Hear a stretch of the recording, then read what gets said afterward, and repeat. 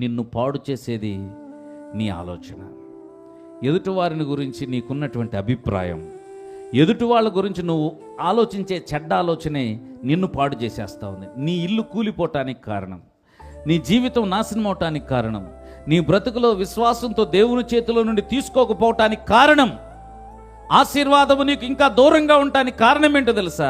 అది నిన్ను గురించి నువ్వు ఆలోచించకుండా ఎదుటివాడి గురించి ఆలోచిస్తున్నావు.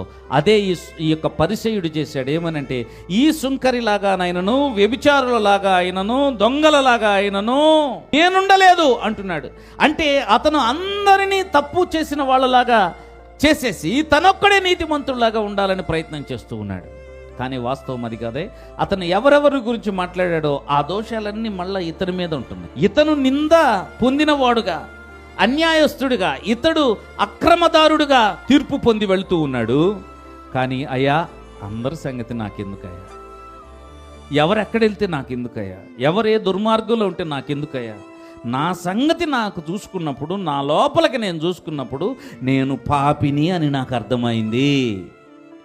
కాబట్టి ఈ పాపినైన నన్ను నువ్వు కనికరిస్తే నేను ఆశీర్వదించబడతాను.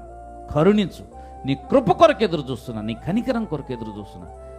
ఎవరైతే అలా తన యొక్క దీనత్వాన్ని అర్థం చేసుకున్నాడో, ఆత్మ విషయంలో తనెంత దీనుడో అర్థం చేసుకున్నాడో, ఆ వ్యక్తి ఇమ్మీడియట్గా దేవుని చేత నీతిమంతుడని తీర్చబడ్డాడు.